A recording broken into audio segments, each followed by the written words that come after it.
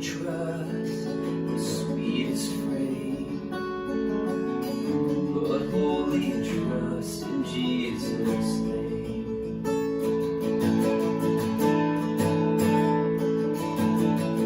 My hope is built on nothing less than Jesus' blood and righteousness.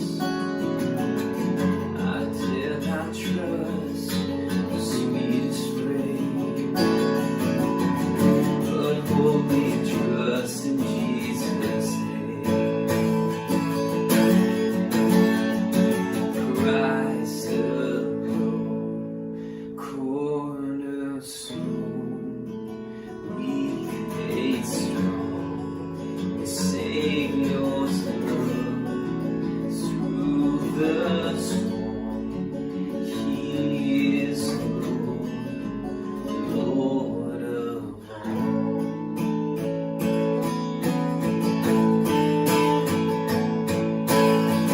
When darkness seems to hide His face, I rest on His unchanging grace.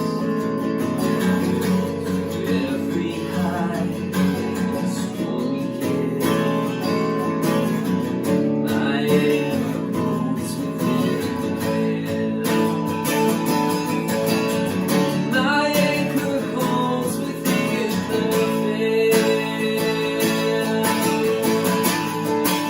Christ alone, cornerstone, weak made strong, Savior's love through the storm. He is Lord, Lord of all.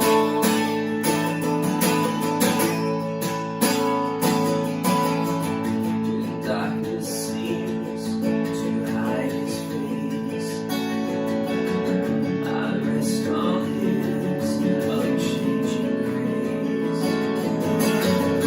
In every high stormy gale, my anchor holds within the veil. My anchor holds within the veil. Christ alone, cornerstone, weak made strong, Savior's love through the storm. He is Lord, Lord of all. Oh, Christ alone, Christ alone, cornerstone,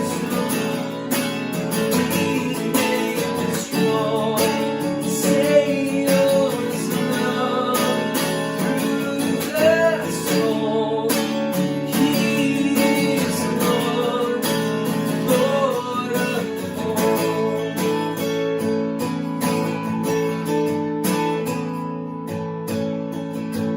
And He shall come with trumpet sound. Oh, may I then in Him be found, dressed in His righteousness alone. Faultless I stand before the throne. Faultless I stand before the throne. He shall come with trumpet sound.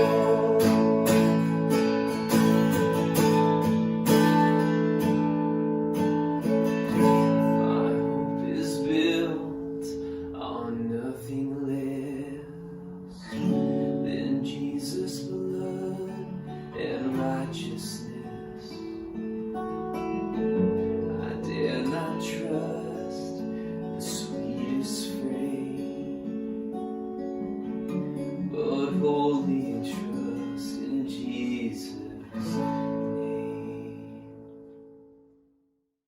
Hey, good morning. It's Pastor Larry. Thanks for joining our morning encouragement on this first Monday of summer. We're glad you're here. This is always my favorite time of year. I love to spend time at home. We love our backyard. It's beautiful here. We're glad that we've been blessed with the beauty behind us here. This last week was my birthday, so Thursday my kids and my wife took me down to the valley, the Snohomish Miniature Golf Course. And we had a blast out there playing miniature golf. But it was sunny, it was beautiful, it was gorgeous. The mountains were covered with snow, the evergreen trees were beautiful, and that lush valley was just outstanding.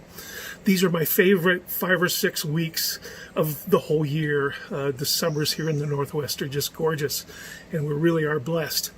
If you're reading the One Year Bible, today we had a reading, this Monday we had a reading out of Psalms. It's actually Psalms 141, and it starts with verse 1, goes through verse 10. But it's really the two first verses that strike me. And I don't know if you're like me, but you can read Scripture for 100 times, but the 101st time something jumps out at you that you didn't realize or had not experienced before. And that happened to me today. And here's what verse 1 says. "O Lord, I'm calling on you." It says, "Please hurry. Listen when I cry to you for help." And then it goes on in the second part and it says, "Accept my prayer as incense offered to you, and my upraised hands as an evening offering." Now, I don't know if you're like me, but I kind of sense that David is in some angst here with the way he starts this prayer. I think he's maybe desperate. He's in distress of some kind. Some Bible commentaries suggest that it's probably because he's being pursued by Saul or maybe Absalom that are trying to kill him. So it starts off by saying, "Lord, I'm calling on you. Please hurry. I'm crying out for help." Do you ever do that? Has that ever happened to you? I know there's been times in my life when I pray that kind of a prayer, "Lord, help me." Probably numerous times I've prayed like that. But it's the second part of the verse which kind of struck me differently. And it says, "May my prayer be incense to you." Now, I don't know about you, but I don't think of that very often. My prayers are more conversations with my Creator. I don't think of them being incense offered to God. Now, I have realized that, raising of hands during worship is an act of worship, but I never really thought about my prayers being incense. And actually much more than a conversation, is that God finds even my cries of desperation, God finds pleasing. He loves to spend time with us. And in this instance, David's desperation and your desperation at those times, they're received as sweet incense to God. I have a good friend in California. His name's Dave. We worked together for a number of years. He's a pastor friend. And Dave is praying constantly. And it's funny because as you go out through the day, he'll just spontaneously pray out loud for everybody to hear. I remember being in the car with him at one point and we saw a homeless guy and Dave says a prayer for him out loud right there. Remember seeing a car accident one day, Dave prays for the people involved. Or we'd be at lunch at a table conversing and I would mention a friend of mine that was struggling and Dave would say a prayer right there, just out. And what Dave really did was he had made his life a prayer offering to God.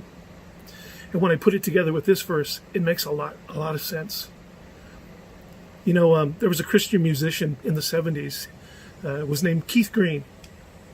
And he wrote a song, "Make My Life a Prayer to You." And I think that this is what speaks to the same idea. So today, as you go on throughout your day, I want to challenge you that as things come up, or if you feel blessed, or if you're going through a struggle, make your life a prayer to God. And may it be a pleasing incense to God as we offer up those prayers and be lifted towards heaven, and as you raise your hands as an offering of worship. Hey, you have a great day. And I hope that you'll spend this day spending time with God. Hey, have a wonderful Monday. God bless you, and we'll see you next time.